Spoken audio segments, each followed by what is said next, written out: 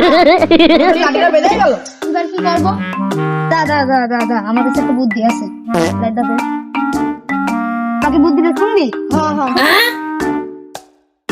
চল, আমি তো খুব সুন্দর গাছ উঠতে পারি, আমরা তো পারি নাই। চল আমরা দুইজন মিলে ওর ফাঁসাই দিই। চল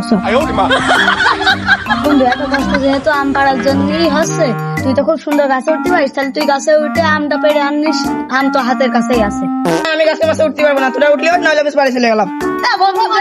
জানা তুই তো ভালো গাছ উঠতে পারিস, জানা বন্ধু। হ, আমরা তো পারি না, তুই পারিস, তুই যা। সাত বন্ধু থাকবে, আমি গাছে উঠছি, তোদের উঠা লাগবে না, আমি পারি।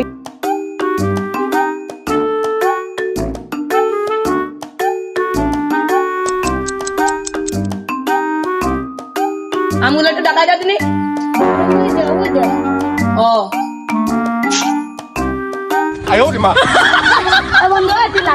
পারলি নিজে কাজ নিজে করবে। আমি পারি না আর পারি না।